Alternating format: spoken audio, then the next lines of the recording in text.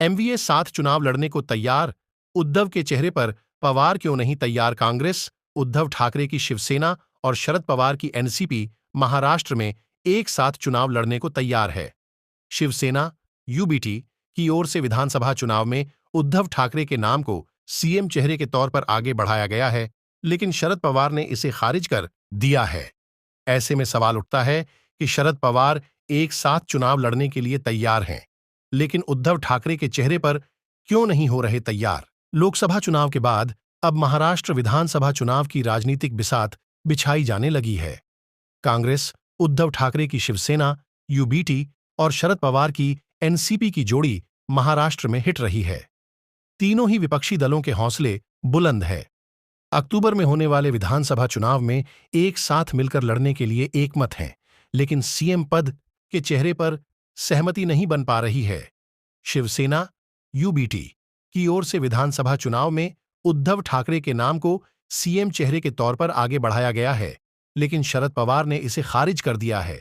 ऐसे में सवाल उठता है कि शरद पवार एक साथ चुनाव लड़ने के लिए तैयार हैं, लेकिन उद्धव ठाकरे के चेहरे पर क्यों नहीं हो रहे तैयार। 2024 के लोकसभा चुनाव में महाराष्ट्र की 48 सीटों में बीजेपी नेतृत्व वाले एनडीए ने 17 सीटें ही जीती हैं, जबकि कांग्रेस के अगुवाई वाले इंडिया गठबंधन के घटक दल 30 सीटें जीतने में सफल रहे।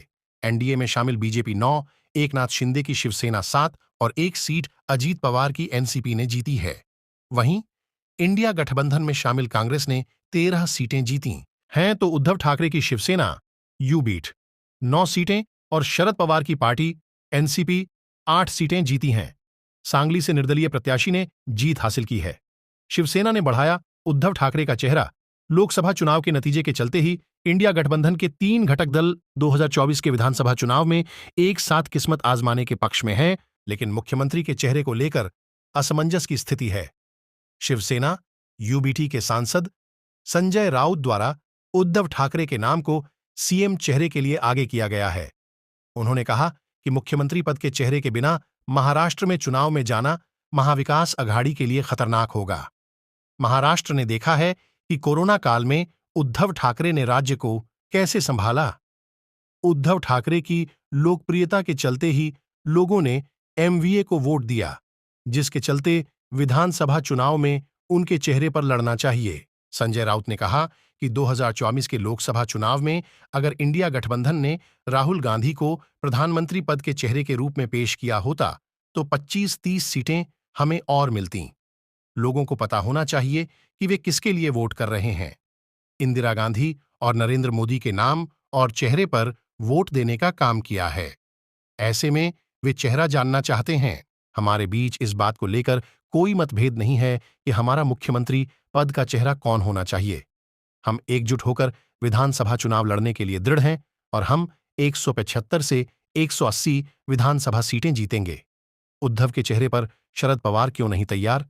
शिवसेना यूबीटी की ओर से उद्धव ठाकरे के नाम को तीसरी बार बढ़ाया गया है, लेकिन गठबंधन के दोनों घटक दल तैयार नहीं हैं।